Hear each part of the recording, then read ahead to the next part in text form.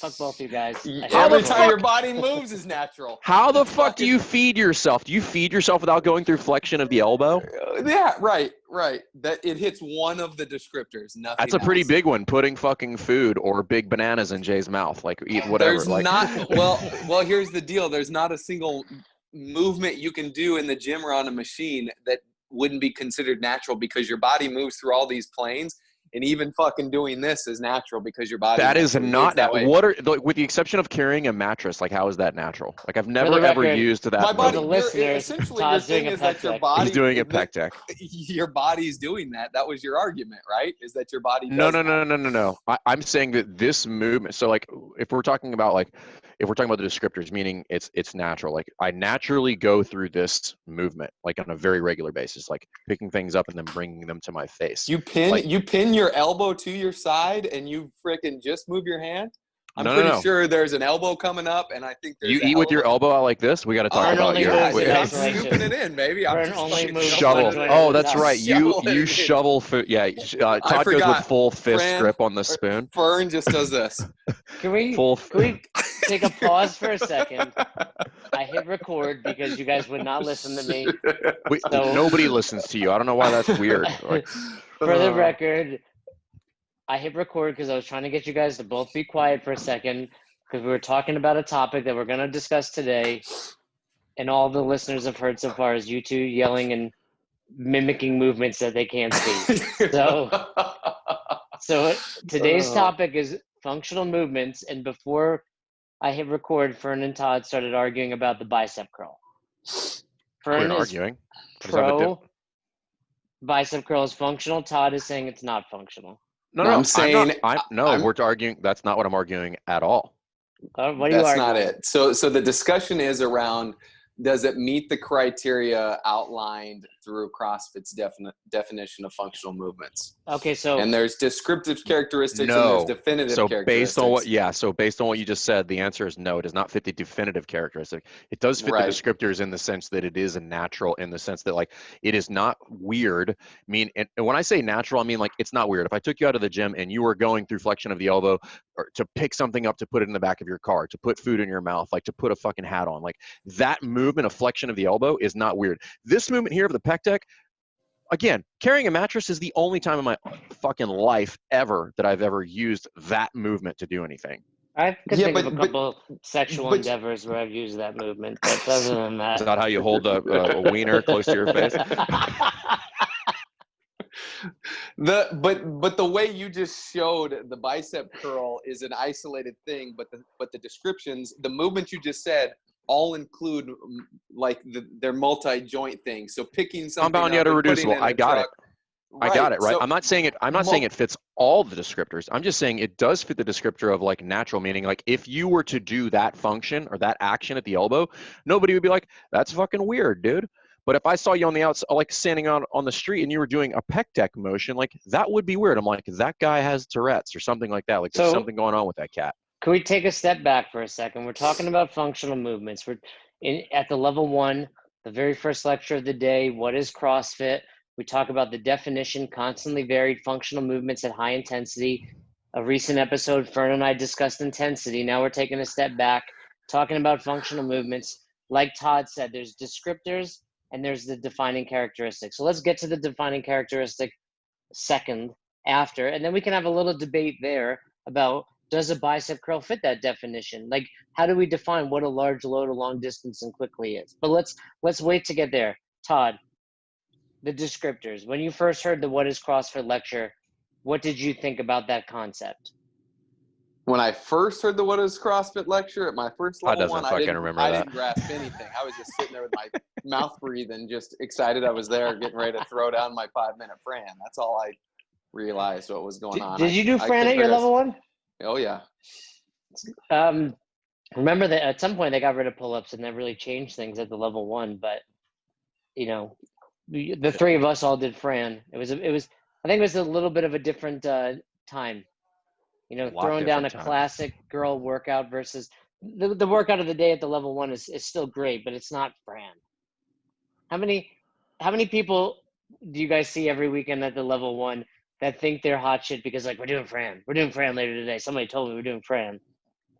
I mean, Yeah, a couple, but you know what I think is interesting about that is not too far in the past, we did Fran at a workout. I want to say within 2 years, because the gym we were at had enough dollar mats to Right. cover the full rig, right? So just like in the event somebody At like Reebok or involuntary. something? No, it was at Reignited in Wilmington. Yeah, Wilmington. And so they had enough dollar mat to run the full length of the pull-up rig, you know, in the event somebody involuntarily departed the pull-up rig. What I thought was interesting is like the number of ripped hands there was kind of alarming. It caught me off guard. It was probably like more than half a dozen people ripped their hands. Why do you but think don't so? you? Well, I don't know if it's because they went full ham sandwich on the workout, or like No, it's I don't know. because they went 45 minutes worth of pull-up progression and That's practice probably, yeah. prior to the workout, which most of the time at the gym it's like, here's your warm-up, do 3 pull-ups, all right, you're ready for the workout. Whereas you spend 45 minutes doing kip swings and then bigger kip swings and then 2-1-2 drills is going to get your hands pretty hot before you do Well, for context, yes, the breakout is 45 minutes, but I'm not on the pull-up rig for 45 minutes. We might be actively on the pull-up rig for 4 minutes total of that 45 minutes. Right, but tell me, when you demo pull-ups for somebody else giving that portion of the course, tell me your hands don't get hot after the demo where you show each thing twice, maybe 3 times. It depends Listen, who's if you teaching. have soft hands, Todd, that's on you, bro. I guess maybe that's what it is. What is your least I don't favorite bicep thing curl enough, I guess. What is your least favorite Just movement to telling you. demo at the level 1, Todd? My least favorite? Yeah. Probably the presses, man. I struggle with the presses. Oh God, I always hate feel like I'm everything a about the presses. Presses press early just in come the at push press. They come at the worst time of day too. After we've worked out at lunch, and I think out of all the movement demos, it's the one you have to work the hardest on. Yeah, I would agree. I agree with that, but I don't mind it because at least I've already been sweating at a workout at lunchtime and I'm sweating again. A close second would be deadlifts on day 2, because the last thing I want to do is start my morning off full sweat, demoing the deadlift first thing in the morning. I at least like to ease myself into my sweat. Remember when we worked at like Coconut Grove back in the day? Hottest gym on earth.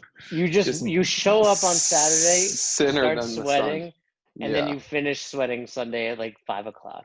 So I'm not gonna say I've taught a seminar on Sunday. I'm not gonna say I've taught a seminar Sunday morning after a long night, but I'm not saying that I haven't taught a seminar on Sunday morning after a long night.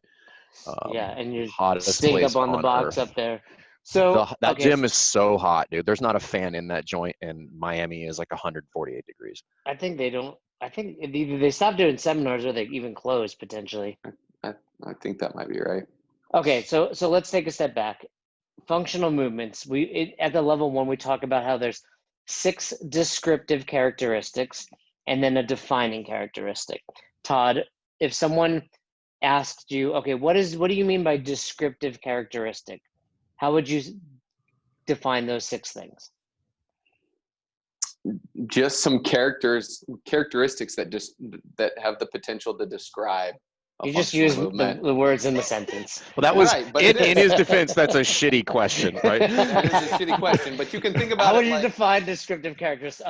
What adjectives would you use to describe these adjectives? Be like, oh, got it. Okay. But they're like, you can. I've heard somebody use the analogy when they're talking about it of like, there would be characteristics that I could use to describe you as a person.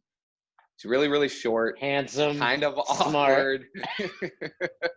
You know what I'm saying? Like, people that know you, awkward, short, not very fit, might be able to guess. High-pitched voice.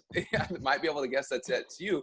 But there's other people in the world that also potentially are short, awkward, not very fit, high-pitched voice. So those are like, that's describing I'd like to meet you those as a people. person. It sounds amazing. But it's not definitive in the sense that it doesn't guarantee that I know or that people know that I'm talking about you. So what's my defining characteristic? Your name is Jason Ackerman. That's your defining characteristic. Okay, I heard this. What's your middle name? Howard. Like Howard the Duck? You're about the same size. Did That's anybody watch that literally what I movie? was thinking too. Howard That the was Duck. I my don't know why. favorite movie You don't when I meet was a a lot of kid. Howards. What are your guys'? What's your middle name, Fern? Oh, mine's great. Mine's Bernard. Oh yeah, I knew that. Bernie. That's right, Weekend because at it's Bernie's. Bernie. It's Bern Weekend at Fern. Bernie's, bro. Bernie That was Fern. that's what everybody called my grandfather was Bernie. It's And great. what about you, Todd? Jeffrey. No, that's too with a J. Yeah, with a J. Hey, listen, I was almost, and I was almost the third. Do either one of you know my dad's name? No. Mr. I know Fernandez. Bernard, Yes, I'm that guessing is now. correct. Yeah. No, my dad's name is Elmo. No way. That's Swear to God. Not short for Elmore, just Not Elmo. short for what? Did I make that up? God bless you. God bless you. Gesundheit? What? Elmore? Is that a word? Sphincter says what? Elmo is it? Elmo. He was named Elmo. after the My puppet? dad's name is Elmo Fernandez, and he is junior, and I was almost the third. Do you ever tickle your dad and be like, tickle me, Elmo? No, but he did get a lot of Elmo dolls from his students when he was a teacher in high school back in the day. That's crazy. You were almost. Oh, I would like to say God. I wish. I don't think we'd be talking because your life would have been so much different if you were in. No, You'd be probably would have been homeless on the street. Sure. Yeah. Definitely would have had coronavirus. For sure. So, Chuck Carswell, I think remember a couple of summits ago, they reviewed the lectures. Yep. Like Mike G did the nutrition lecture, and Todd Whitman did like fitness. Mike G did nutrition, yeah, and then Jomo gave technique, and then Chuck did CrossFit. Yeah. And one thing he kept saying when it came to the descriptors and then everything was kind of like that us against them mentality, which I think has changed, but basically functional versus non-functional. So when I talk about descriptive characteristics, Todd, your analogy was it wasn't accurate in the sense that I don't have a high-pitched voice, but it was accurate in where you were going with it. But I always tell people, it's like, if you were to look at one movement versus another, functional versus non-functional, functional movements you can describe with these. They're natural, they're core to extremity, they're compound yet irreducible. So you can see those in most functional movements. Is that basically what you're saying? And then the defining characteristic, i.e. the name, is that they can move large loads long distances quickly. Correct. So let's go over the 6 first. Fern, you want to take the first one? Yeah, so the first is that they're natural, meaning nobody had to teach us how to, like, again, I always use this one in level 1. If you have kids, at no point do you have to teach them how to squat. They just squat down, and it's generally a really good squat, heels down, knees out, below parallel, neutral spine, all that stuff. They're just naturally found in life, right? Like nobody had to teach you how to pick something up or put your hands over your head. Yeah, I think, we often refer to it as like a dog wagging its tail or a bird flapping its wings. Yeah, it's just it is an inherent movement pattern that human beings know how to do without ever seeing it. So you have 2 very young kids. How old's Logan? She's 6.5 almost. Yep. And how old's Chappie? 16 months almost. Does he squat yet? He does. Like he's a late bloomer. He's probably like me, not very smart. He just like started walking around like pretty steadily and without falling down repeatedly. It's largely because he has a massive head, but he's got a huge head. Yeah. He has such a big head. So he's just like an weighted awkwardly. Yeah. So he just started walking around like pretty steadily without falling down all over the place. And I know whether you have kids or not, you walk around the airport, these kids squat perfectly. Where do you think it goes wrong? When their femurs grow. Like when your femur is this big, that makes a difference. That's going to make it a little bit easier for you to squat. You don't think it has anything to do with the shoes they wear, what they're taught, they start sitting? I think it has a lot to do with that. So yes, anthropometrics are a thing. Having short femurs and stuff like that obviously makes my lever different. But I think a lot of it has to do with they spend a lot of time sitting. Most kids are not active in any shape, like growing up and playing sports. They sit down a lot. They play video games, which changes fundamentally how the human body works. So I think you lose the ability to do those naturally over time. and later in the descriptors when we say they're essential, it is a use or lose thing, even though we are inherently born with it. If you don't use it, you will lose the capacity to do it. You guys know me. I've dated a lot of yoginis in the past. Many of which that you've talked to in the very recent past. I've not actually. You guys shamed me out of that, as well as the listeners that mentioned it to me. Well, tell Roz she's welcome. Yeah. But her included, I noticed a trend in that a lot of women that did a lot of yoga, they have immature squats. Why do you think that is? I don't know that I could diagnose that. I mean, without seeing her, is it lack of awareness, or is it they don't have a good midline stability to pull the hips forward and be upright, or yeah, it's just something I've noticed a lot. And I see it a lot on a seminar weekend as well. Typically, you can tell when someone's flexible, but for some women, when they're so flexible, they tend to be immature. I've just always been curious about why that's happening. Well, it could also be the case that if you're flexible, you think you can get away with a more narrow stance. True that, yeah. With a narrow stance, I mean, it's going to push your hips farther back, and then that's going to cause your chest to come farther forward. So that could be a portion of it too. Despite Todd being very rude at the beginning of this episode to me, I do think you taught me a lot. Remember we had that discussion at Jack's that time about stance? Yeah. I think we could have a full episode on that, but it was really well, let's save it for another episode. But stance in the squat. But Todd was really, I don't know. That was educational when we had those few minutes about it. So natural. Which one you want to go with next, Todd? If we go in order, I say let's get through these so we can have a discussion about them rather than the characteristics themselves. But universal motor recruitment pattern, that means that the movements are universal, meaning they're found and seen everywhere. You see people squat at home, at work, on a sporting field. There's also a sequencing of the motor units to where developing capacity in one also leads to capacity in another one. So you get better with the squat, you're going to be able to jump higher, run faster. You get stronger in the deadlift, you're going to be stronger in the squat, that kind of stuff. Yeah, and I always like to look at the kip on that. Like if you improve your kip, you're not only improving your pull-up, but your muscle up, your bar muscle up, etc. But then also other positions like your push jerk, your push press, all have those positions inherently in there. So we have a universal motor recruitment pattern. They're essential to quality of life, meaning, if once you no longer can do these movements, your life is going downhill rapidly. And because what's that?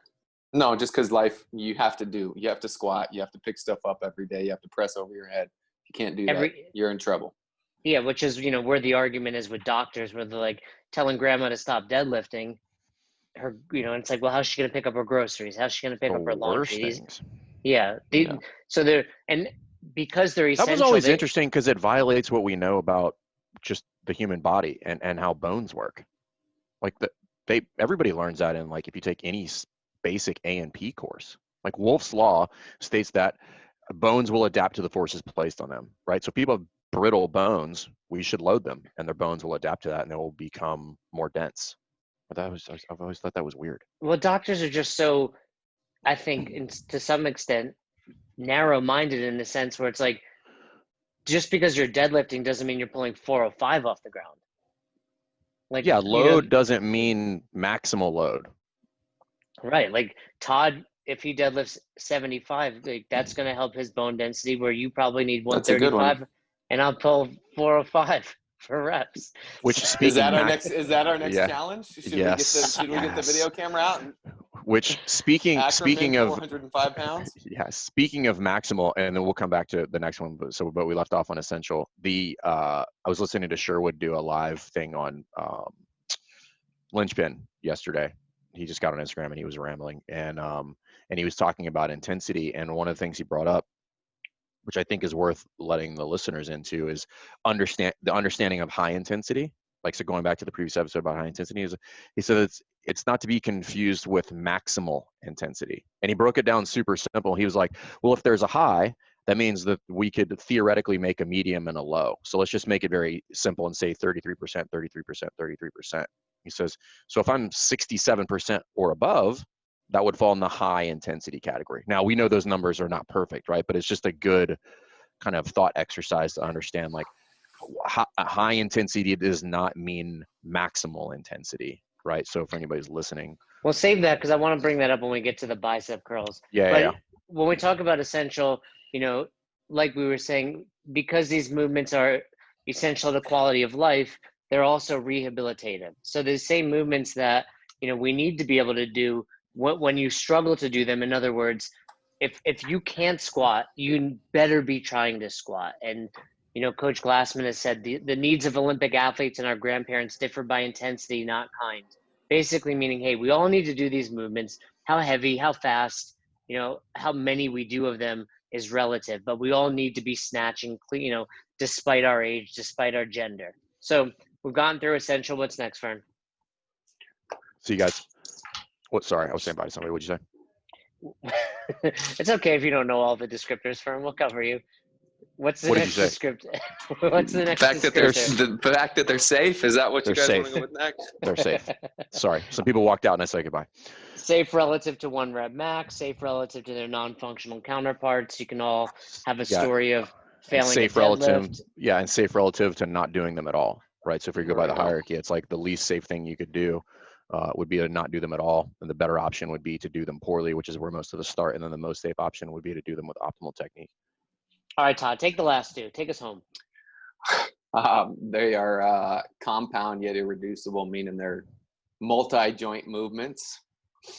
And then like a full body movement, and then also, quarter extremity is what we talked about. So this one, I think both of those are good against the bicep curl, right? Bicep curl, we got one joint, and the quarter extremity, you can do a bicep curl without engaging your core, whereas 100% squat, deadlift, press, any of the rest of that stuff you can't. Could you do a bicep curl without bracing your, something with loaded, right? Like without bracing your core, could you do a bicep curl? Sure. Would you just fold in half? Well, it's going to be relative to the load. You could easily do one with a 2.5 pound dumbbell. Sure. Right. But you can't, like with a squat, it's not going to, there's not a load, just your body weight. You have to brace your midsection to stand up. I don't agree with that. I don't either. I think you can do I think you can do any of the 9 foundational movements without core. Let's test it real quick. No, they would be actively. Shitty. No, it would be really shitty.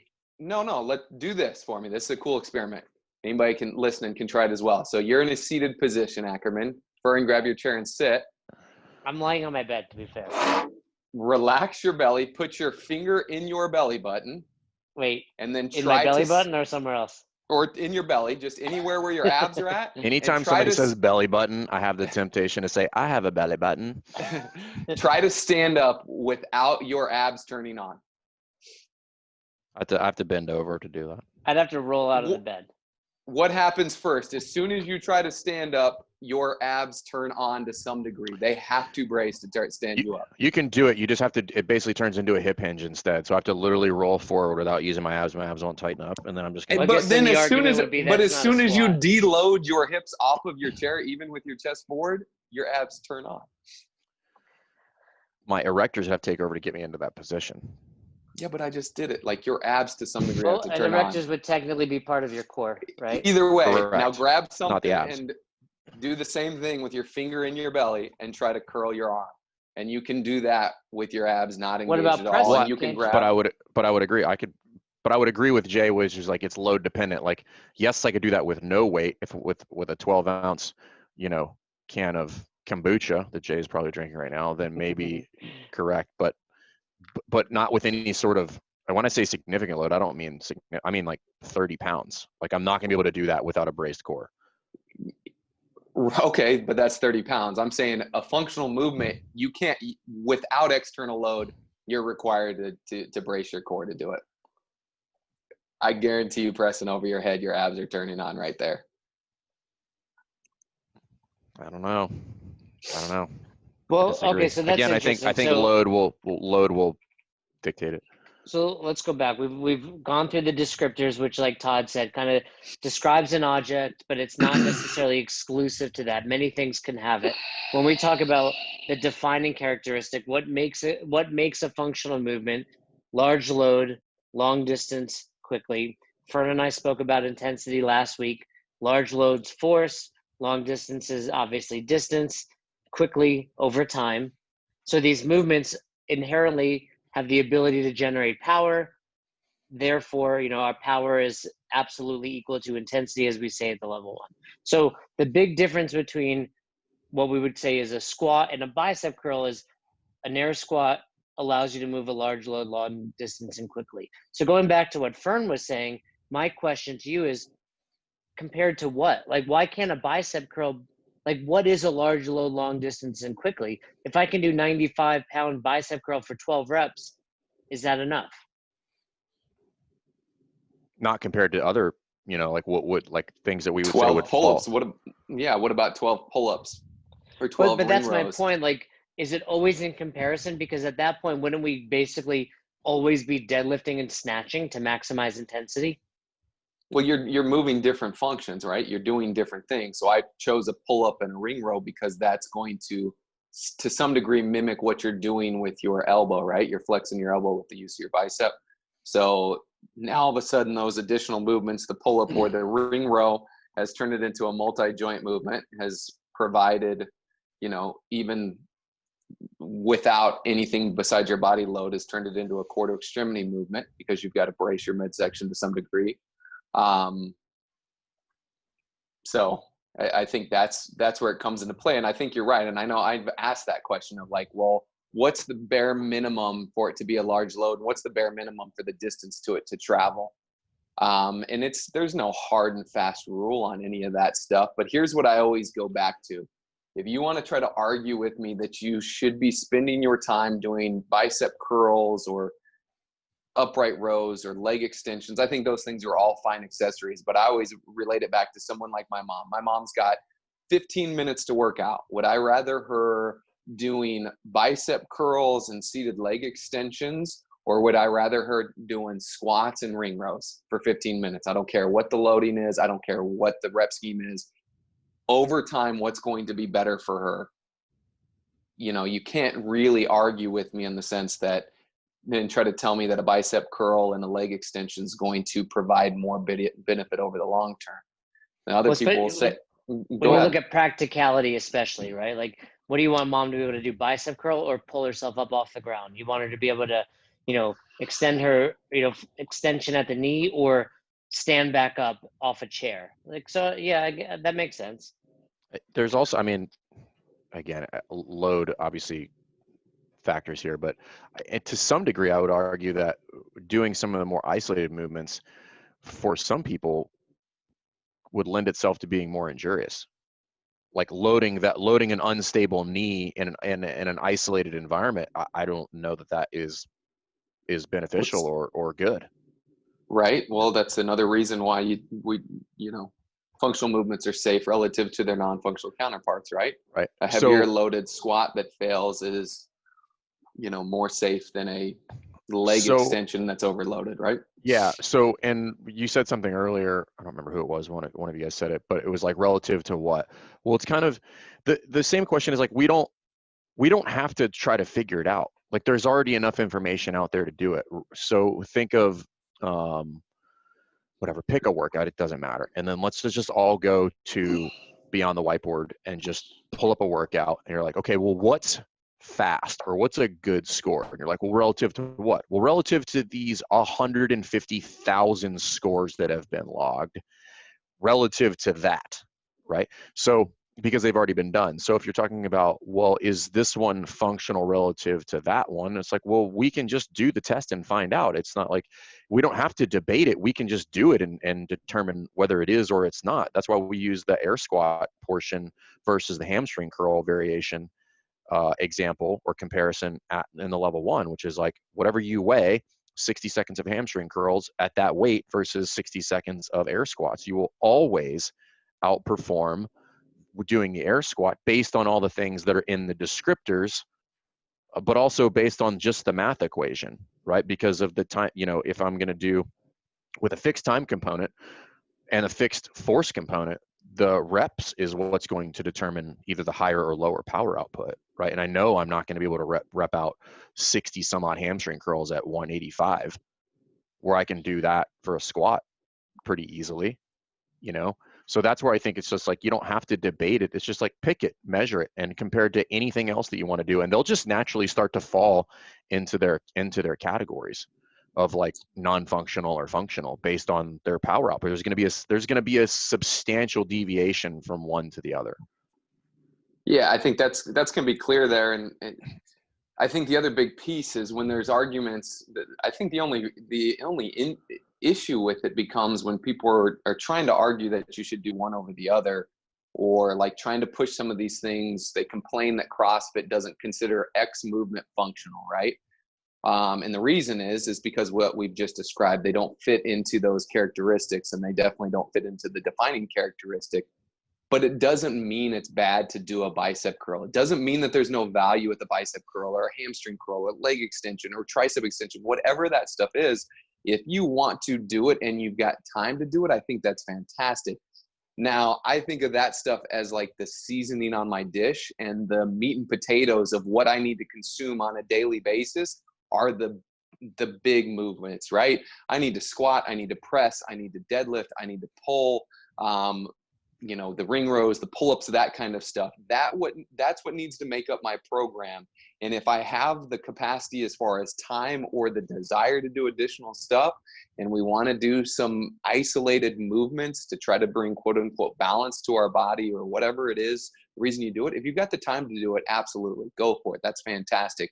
But if you're like most people that come into my gym, that they're lucky to steal an hour to work out, or even myself, where it's like one thing a day, I'm not going to waste my hour doing bicep curls and leg extensions and put deadlifts and squats and ring rows on the back burner to try to find balance, because you're just not going to get as much impact from those more isolated movements. They're fine to do in addition to the big time movers, but if you try to replace one with the other, I think you're missing the point, and you're losing a huge opportunity.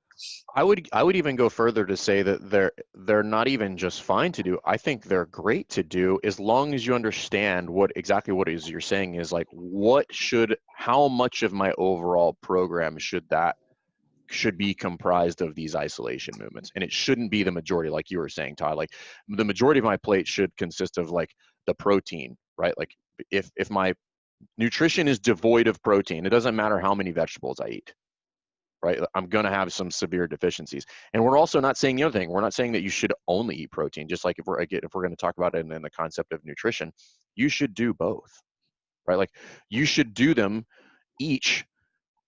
And if we're going to use the fitness lecture, to the extent that they add value and increase your overall fitness. Like, does adding the bicep curl take somebody from not having a pull-up to having a pull-up because they now have a stronger bicep by isolating that? You're probably not going to get pull-ups just by doing bicep curls. You're going to have to pair that with doing pull-ups as well, and then try to add on top of that. But again, I agree with you 100%. Like, I think you should put them in there. I think they're great for also for imbalances, right?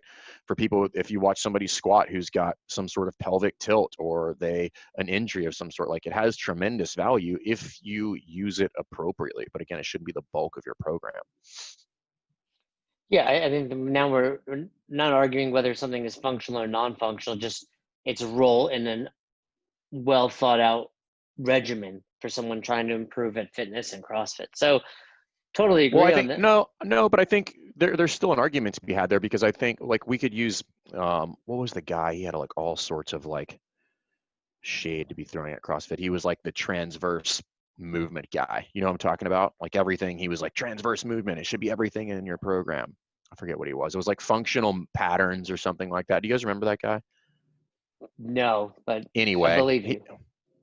Anyway, he was all about like just transverse movement in general. Like, everything he did was transverse. And I'm like, listen, that's great. Like, I'm not saying you shouldn't do that. As a matter of fact, you can't play a sport ever without having that capacity, right? Like, Todd played baseball. Try throwing a baseball or swinging a bat without like having some sort of rotational strength. Like, it's not going to pan out for you. Same thing in basketball. And people say CrossFit is devoid of that. And like, yes, it is, if I'm talking about just training. But we can't forget that if we go back to world-class fitness in 100 words and we're looking at non-functional movements, it does say in that statement, regularly learn and play new sports. That is where your transverse kind of like movements come in. Like, I should be getting them via playing sports and playing games. It shouldn't be something I go in and I train when I do that, right? Like, you can add some stuff on there, like Todd said, like the seasoning. But if I'm going to go in there and just do Russian twists for an hour, well, great. But I'm not going to be nearly as strong as I would be if I was deadlifting 500 pounds.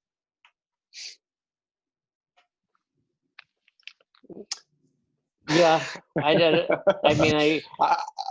don't disagree with you. I think that comes up a lot, in the programming lecture, which we'll talk about, where it's like, hey, why don't we move this way or that way? And Coach Glassman's response has always been, if you're stronger moving this direction, you're going to be stronger moving any direction. And in direction, I'm assuming you're referring to the frontal plane. Yeah, and whether it's rotational or laterally, like, and it's also very sports specific. If Tiger Woods started doing CrossFit, he needs some rotation in his life, and he's probably going to get it from golf. But probably, by improving maybe he might. But by improving in the deadlift and improving in the squat, he's also going to improve his ability to generate power in that rotation. Absolutely. And he's going to be doing it in a safer fashion to get there. There's more risk in that twist than there is in moving in that frontal plane. Are we making sense on that? No. Yeah, no, you are. Well, and then there's a separate discussion, like when we're talking about safety, right? So going back to one of the descriptors, if we're talking about safety, I mean, there's definitely the risk of injury goes up. Let's talk about rotational positions specifically. If I rotate my spine, right, which is a natural movement, like that's the way the human body moves, but that's a significant difference than rotating it under load, right? Rotating it under load changes things dramatically, right? Like, because that's not the way the spine isn't really built for that. So and this is when people are like, well, we should do all this stuff. And I'm like, yeah, to an extent, but like at some point I'm just really ramping up the risk of injury here for very little gain when I could get this another way. So at some point, is it just, these are all we should do, these movements, because they're safe and because we can generate power, and then forget everything else? No, I don't. It's not an either or it's not that you should avoid anything else. But like we said, the functional movements should make up the base of your program, and all else being equal, if you only have time to do, a certain amount of training, that needs to make up, that needs to take the majority of that time. Once again, like, I see plenty of people that like 20-30 minutes a day is all they get, maybe 3 or 4 days a week. They don't need any Russian twists. They don't. Yeah. You know what I mean? And if you play a sport, or you want to do some additional stuff, or you just love being in the gym and you're going to be in there for 3 hours a day, shoot, do your functional movements, and then add as much accessory stuff as you can possibly do. Isn't that all you're doing right now anyways, Jay, is accessory movements? That's why you can't do a pull-up anymore? I squatted the other day. I can't walk today. Yeah, exactly. But you mean all the banded calf raises didn't get you ready to squat? But, and that's a valid point, because something I took from CrossFit way back when was there's no need to really do, abs. I mean, I've not done crunches or, I'll throw GHD sit-ups or toes to bar into a workout when programmed, but people that still do core, it's like Coach Glassman said, how do we stabilize how do we develop our core? We stabilize the midline, we overhead squat, we do all these other movements. And by doing that and by eating right, you're going to have a six-pack. You don't need to do crunches. But it's not necessarily a bad thing if you have the time and the desire to do them. Yep. All right. I mean, I think the discussion like eventually boils down to aesthetically, I might add those things in to get to look a certain way, right, which is fine, but you're probably going to look just fine doing functional movements. So functional movements, functional movements, large loads, long distances, and quickly equals absolute power. It's exactly equal to your intensity. And then we gave those 6 descriptors before that. That really sums up functional movements. Anything else to add there? I think we lost Todd. I feel like we lost Todd a few minutes ago. I'm out. He checked out. He's burned out from the weekend. I dropped my mic. So do you guys want to continue your argument over bicep curl? Who won that argument? I think we ended up on the same page. Yes, a draw. All right. Well, there you go. If you have questions on functional movements, of course, reach out to us. We'll discuss variance next. Are we good with that? And we're also going to discuss stance with Todd. I want Todd to lead us through this discussion on stance. It's a contentious topic, man. I mean, not so much anymore, but it was for a while. We'll get all into that on a future episode. But thanks, Todd. Thanks, Fern. Thanks for listening. Thanks for listening to Best Hour of Their Day. If you haven't heard about Anchor, it's the easiest way to make a podcast. Let me explain. First of all, it's free. How cool is that? There's a creation tool that allows you to record and edit your podcast right from your phone or computer, so it becomes super simple. Some of these episodes with Fern or Todd or myself chatting with one another, we've done right within the app itself. Anchor will make it easy to distribute your podcast to all platforms, Spotify, Apple, and many more. And you can make money from your podcast with no minimum listenership. It's everything you need to make an awesome podcast in one place. All you have to do is download the free Anchor app or go to anchor.fm to get started today. Come on, who doesn't have Spotify at this point? And if you were unaware, Spotify now is offering podcasts. That's right. On Spotify, you can listen to all your favorite artists, but also podcasts in one place for free. Spotify has a huge catalog of podcasts on every topic, including the one you're listening to right now, Best Hour of Their Day. On Spotify, you can follow your favorite podcasts so you never miss an episode. Premium users can even download episodes to listen to offline wherever you are, something I always do before I hop on a plane. And you can even easily share what you're listening to with your friends on Instagram and other social media platforms. Here's the deal. If you haven't done so already, be sure to download the Spotify app, search for Best Hour of Their Day on Spotify, or browse some other podcasts if you want. You can find them in your library tab. And also make sure to follow me so you never miss an episode of Best Hour of Their Day. Thanks again for listening to Best Hour of Their Day. If you haven't already, do us a favor, head over to the Apple Podcast app and leave us a review.